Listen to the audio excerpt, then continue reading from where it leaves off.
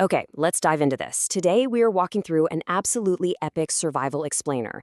We're looking at a deeply moving narrative about a mother bird named Chicky. This isn't just a story about nature.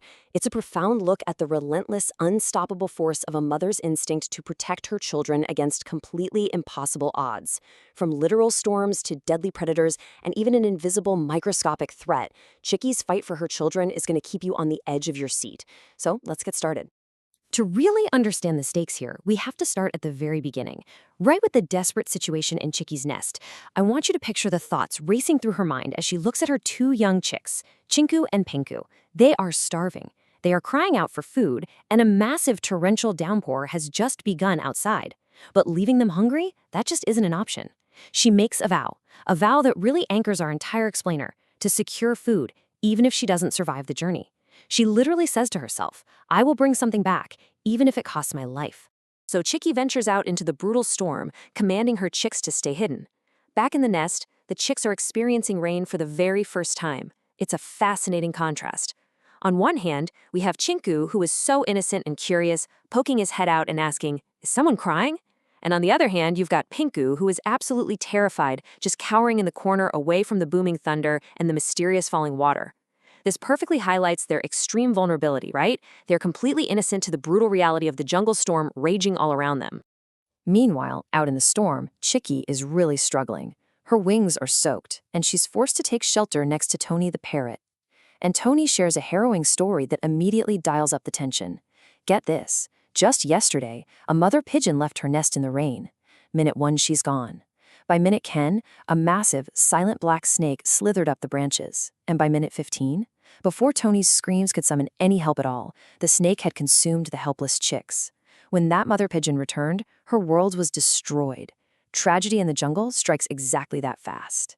That horrifying timeline leads directly to this absolutely crucial warning from Tony. The rain doesn't just bring water, it brings starving predators. Suddenly, Chicky's environmental threat, the rain and the wind, has escalated into an immediate physical one. She realizes that every single second she's away from Chinku and Pinku, they are in mortal danger. She has to get back to them, right now. A battle of wits, facing Sultan and Kalu. Chicky manages to scrounge up some wheat for her babies, but as she's rushing back through the dark, cold rain, her absolute worst nightmare comes true. Two massive, deadly predator birds, Sultan and Kalu, block her path, declaring that she's their next warm meal. Now, what's really interesting about this part of the story is how she survives this encounter. It's fascinating.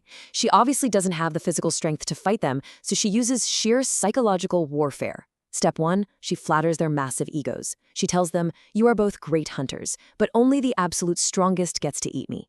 Step 2, she incites a deadly challenge. Sultan and Kalu, blinded by their own arrogance, immediately turn on each other to prove who is the ultimate predator. They clash mid-air, tearing at each other until they both crash to the ground, totally exhausted and injured. And step 3, Chicky silently and swiftly escapes into the night with the food. Wow, she used her brains, not just bravery, to survive. Finally, Chicky makes it back to the nest. She feeds the terrified Chinku and Pinku, making a warm meal from the wheat. The storm slowly passes outside. Phew, they survived the night. But a new, heavy silence falls over the nest. The relief they feel? It's only temporary. The invisible enemy, the viral fever. As the sun rises, Chicky finds Chinku shivering in the corner of the nest, his eyes half closed, his little body just blazing hot. And shortly after, Pinku develops a heavy cough and the exact same terrifying fever.